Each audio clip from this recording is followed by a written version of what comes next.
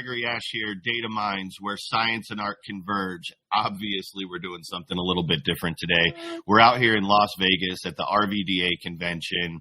Ran into my great friends, Car Guy Coffee. We got Lou over here. We got Fred over here.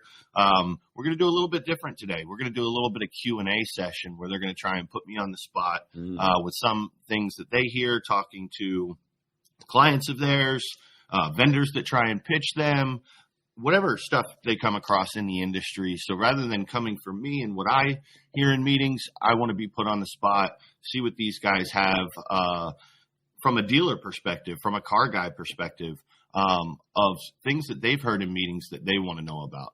So who's going? Man, I love that. And thank you for having us on the show. For one, we are honored to be here. Friends, we are at DATAMINDZ. Come on now. And if you guys don't know, now you know. Car Guy Coffee is in the house, and we're here with our good friend Greg.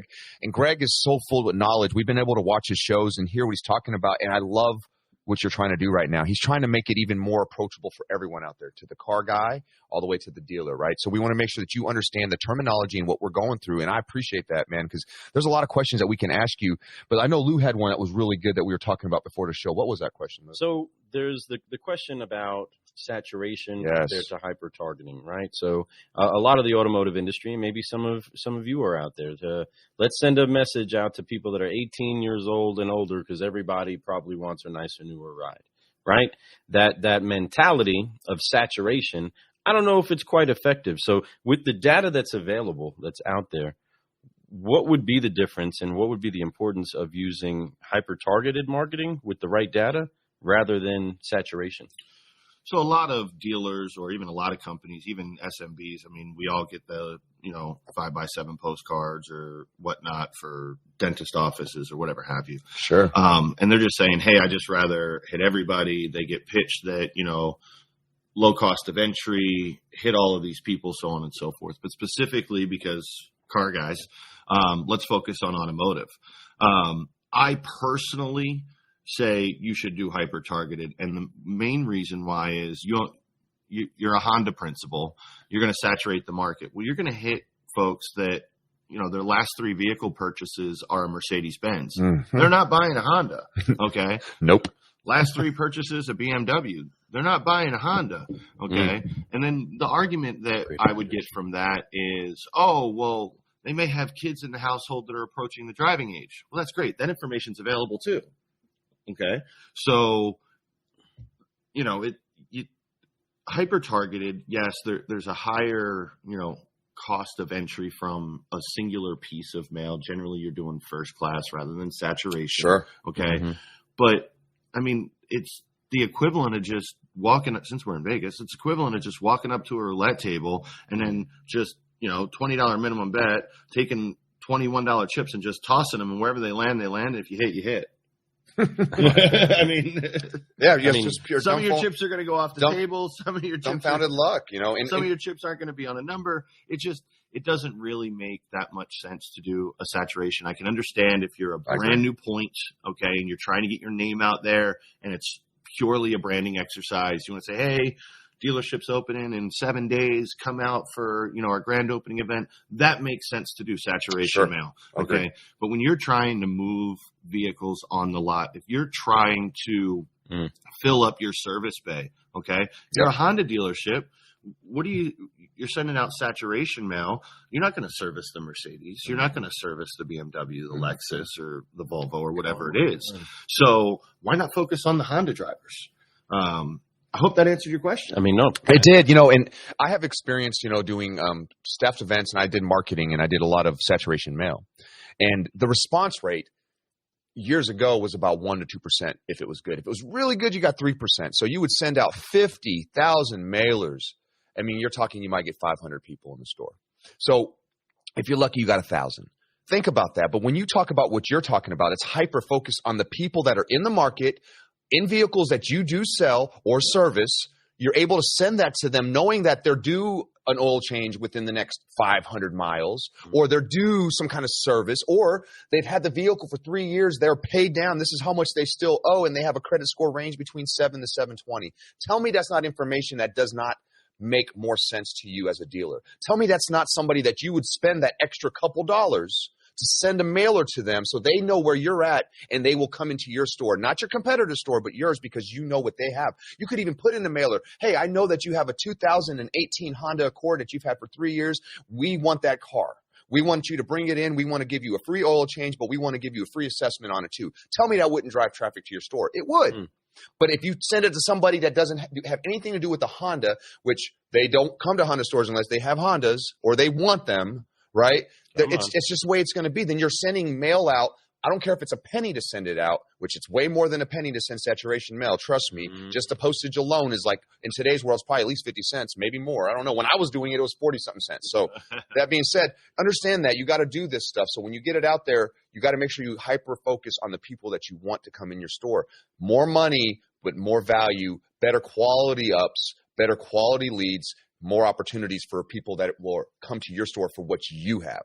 So I love that, man. That's great. You actually brought up a good point that I didn't mention, which was in market timing. I mean, saturation, you're going to be sending you could send a piece of mail to somebody who just bought a vehicle in the last 30 days. That's what I'm saying. That's what you never know. So, or hyper-targeted is definitely personally better for me. Okay. Yeah.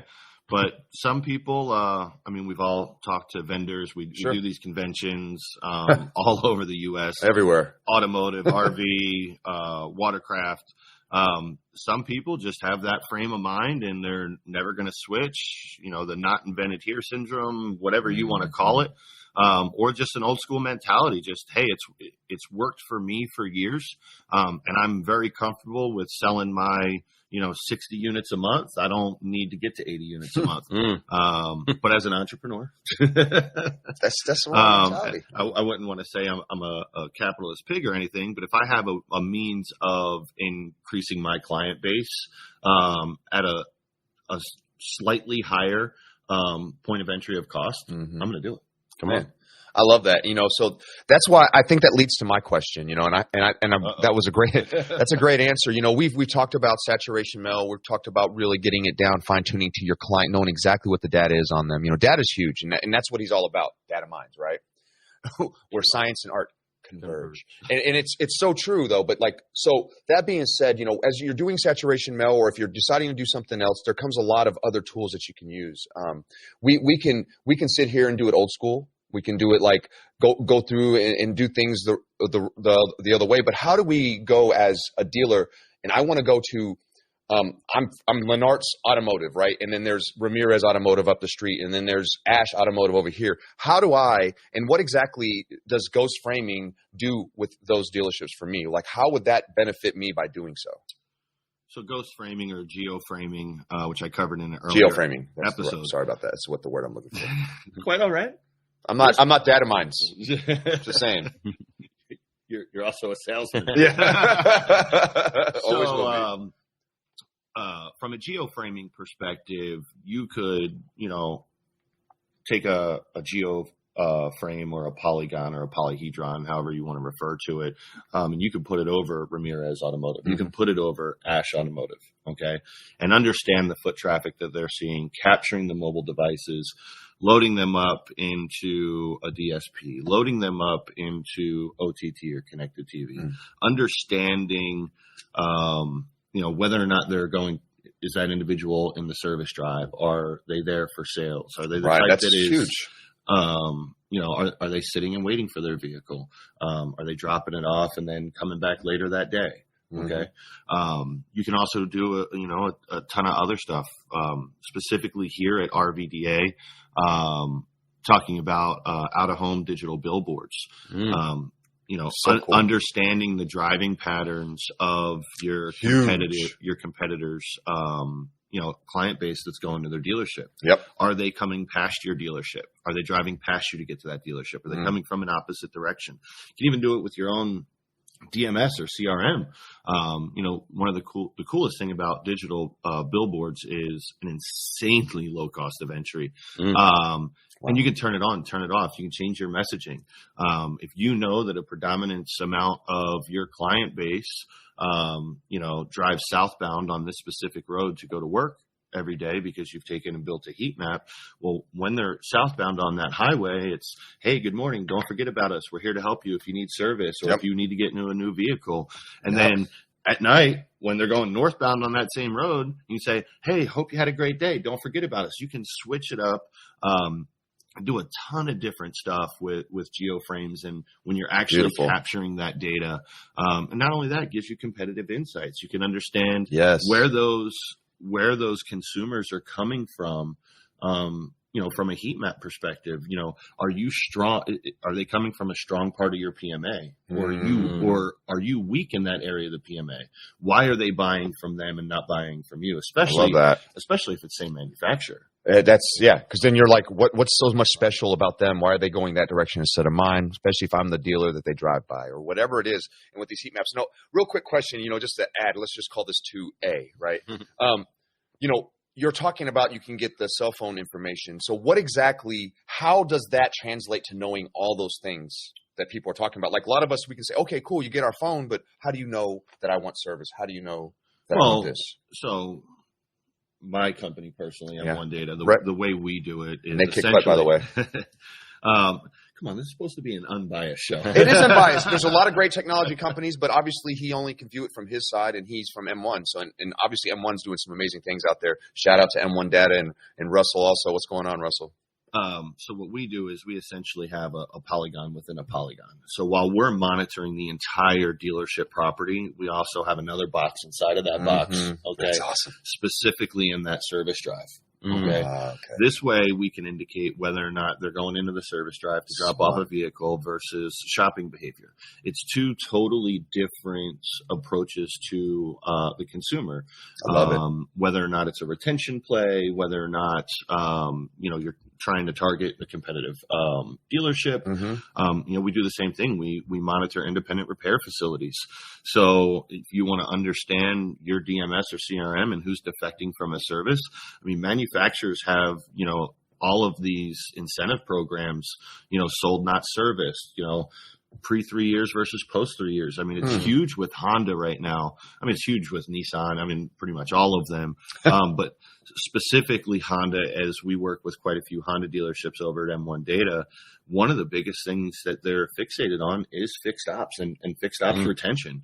It's huge. Wow. And making sure that they're retaining service on their sales and past 3 years. Okay. That's awesome. Anybody who's been in the auto game long enough knows how much revenue is generated in fixed ops, how profitable it is. A lot of stores, that is the only reason they're still open. And not only that, but it's the opportunity to continue to grow the relationship with not only the brands, but with the dealership. 100%. Okay? Right. And if you take care of them and you do right by them in service, they're never going to switch.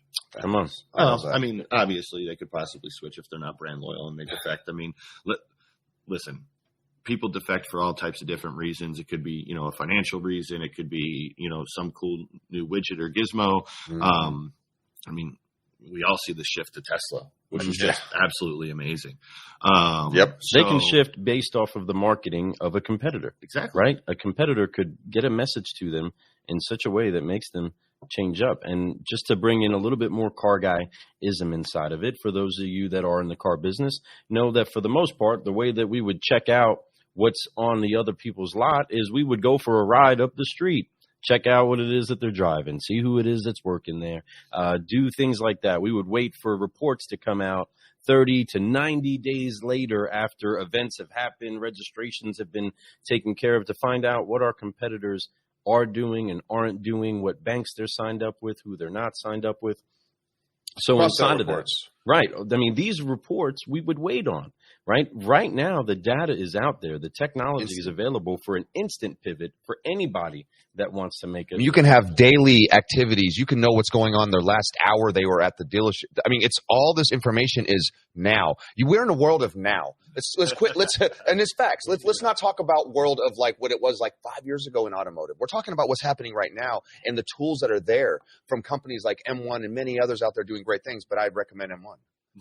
Right. So that being said, I'm just saying, like, it's true though, and it's so neat to see this happening. We've seen it everywhere. We've seen it in retail for years now. It's been going on. Whether you've been getting advertising mail from all these different flyers, they're customized to you. Believe it or not, they're customized to you. Your phone, when you get on there and you're on social media, and all of a sudden you see a banner come up about that pair of shoes that you like, or that new type of hairspray that I don't know what it is. I don't know why I say hairspray. I haven't used hairspray in years. But you know what I mean? Like, I'm trying to generalize it to all y'all. When you see this, it's because of the way that you interact on your phone. It's the way you say. It's all your these behavior. It's all behavioral data. And you actually brought up a good point that I didn't mention with the geoframes, because it's something we've gotten into massively in all industries, is on the HR recruiting side. Oh, man. You know, especially in automotive, given today's climate, people not wanting to work, or, you know, we're not going to get political on the show.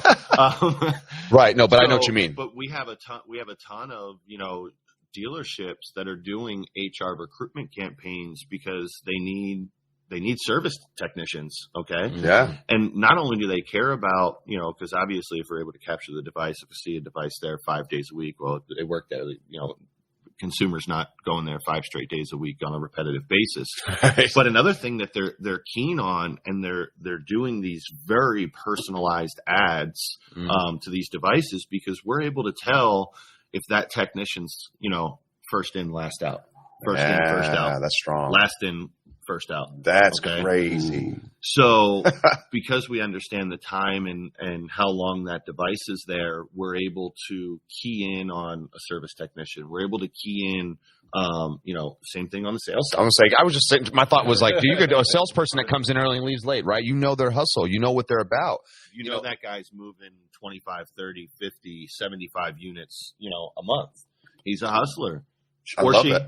He or she, they are a hustler, right? So recruit them by market. But that's what's so cool. Wow. You can use these tools in so many aspects. Yesterday, I had the opportunity to ask you a few questions. I was like, well, and I can't remember exactly what it was, but you're like, well, it's the same thing, just slightly different content. And so he goes, it's the same idea, but you're just using different tools, right? Like not tools, but different. You're punching something else in there. And I can't remember what it was, but I remember it was somebody had came by. They were a vendor. They weren't a dealer, and they had a question about being a lender. How could that work? And you're like, well, yeah, it absolutely could work. It just depends on what they're trying to do. If they're lead genning, if they're doing this, whatever it is, these tools can help them grow. And it's a fact. Doesn't matter if you're a dealer, salesperson, owner, vendor, rep like me, you know, when you're out here like trying to learn tools, you can learn this tool and use it to help you. You can learn. We can use this tool to go figure out what dealers we need to talk to, who's getting the most action, who actually has traffic coming in their stores. You know, we can use all that kind of stuff, and that's what's so cool about it. And we do daily foot traffic reporting. We do it from a PMA standpoint, a region standpoint. That's more in automotive. It's more at, you know, tier 1, tier 2, not necessarily dealer to dealer. But I do have 2 dealer groups that we do it for. So, man. That's amazing. That's what I'm saying. Like this technology is out there, folks. And, you know, if we had like an hour to do this show, we would sit here for hours talking about all these different things. But Greg, man, we appreciate you for having us on the show today. We're running out of time right now, and I appreciate it. We're honored to be here and ask these questions for you. We only got through 2 questions. I know. But that would be the next question. So the last question on that would really be, how much of my competitors' info could I have access to if I'm teamed up with the right data people?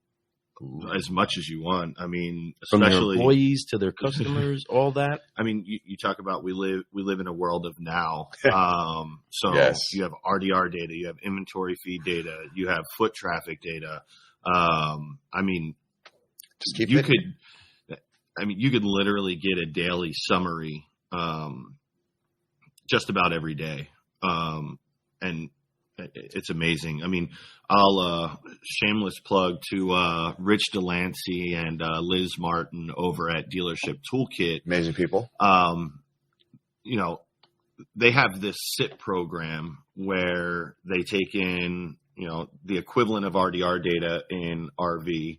They bring in inventory feed data, and they've created it's a showroom insight technology. So amazing. And what I love about that program is, rather than say, hey, here's a bunch of graphs and charts and reports and, you know, a bunch of visual fun stuff for you to look at with rainbow-based colors, they created, instead of going, hey, here's a report, they created exception-based rules.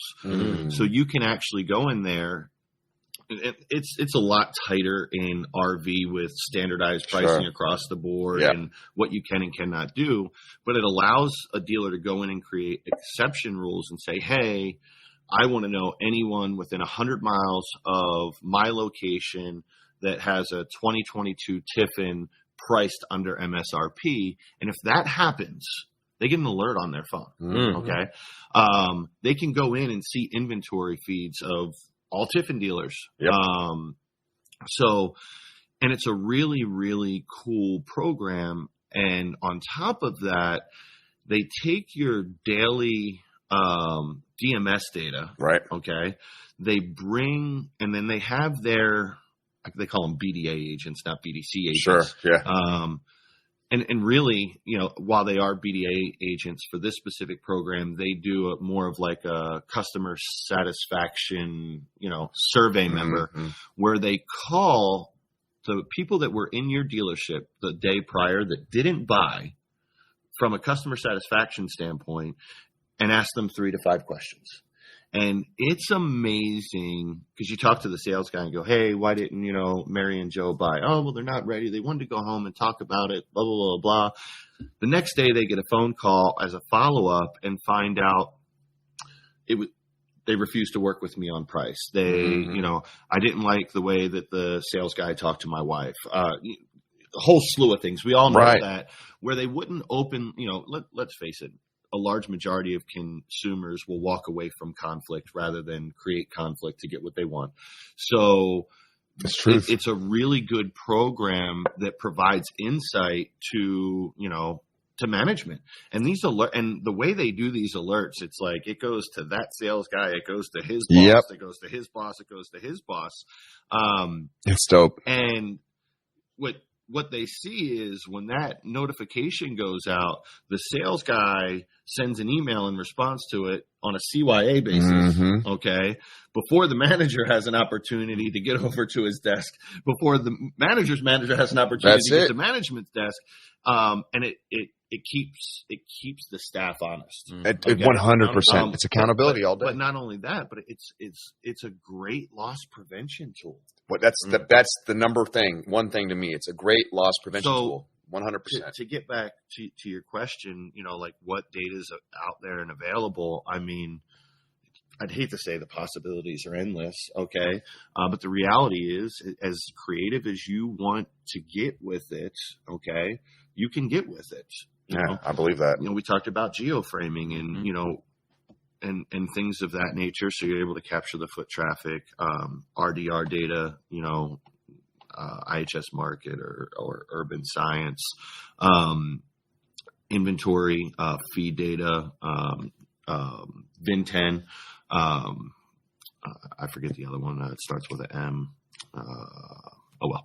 Yeah, right. So Masters.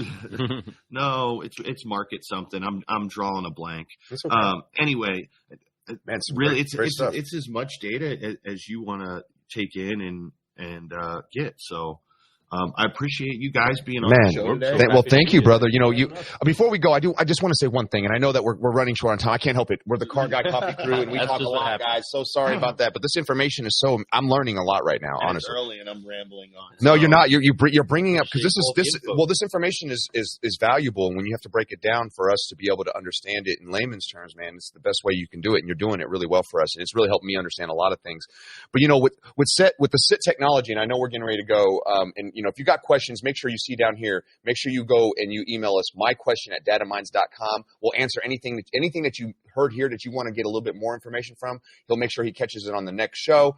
All those types of things. Just reach out to him, or you can just message him and say, "You're awesome," right? Because he is, folks. He's really trying to help us understand what's going on. But with SIT technology, it doesn't just help you save a deal, and that's big. And I know there's a manager out there we interviewed, Steve D. Deffenbaugh is how you pronounce his name. I love the guy. He's amazing. VP. Great American RV. Right. He says that it saves him at least one deal a day. Imagine that if you're anybody out there, that's 30 deals a month. That's a lot. And RV, that's big money. That's a lot of money. So think about that. And this tool does not cost that much. But the other side of it is, let's say that you want to know what's hot in everyone else. Let's say you have your competitor store and they're selling 50 Tiffins a month. but now you can see what kind of floor plan they're selling, what's the hot floor plan, what's going on here. Because I understand in RVs, especially, floor plans are hot. So this gives you a lot of data. So understand that you can get anything you want out of this stuff. Like he said, it is limitless of what you can find. And there's tons of tools out there. So, man, thanks again, brother, for having us on your show. I'm pumped up. Much. Cheers to you. I love this format. Damn. It's a lot better than talking to myself. Well, it was fun. You know, we've been able to produce a show for him, and it's been a whole lot of good times, and we're going to be producing this one too. But being in the cameras is nothing new to us at all, but it's definitely new to us being this way, being able to ask you questions and learn from you and to be able to educate ourselves. So this was a solution session for us. So I'm excited about being able to pass this on to my clients. Thank you very much for the information today. So close it out, brother. Let us know. Thank you again for watching today. If you're not following these guys, follow these guys.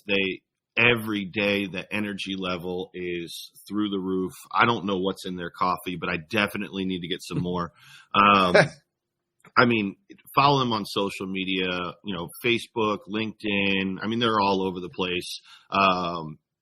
Congrats on, second round of 75 hard. Thank you, brother. Yeah, just day 3 right now. Yeah, working hard on it, man.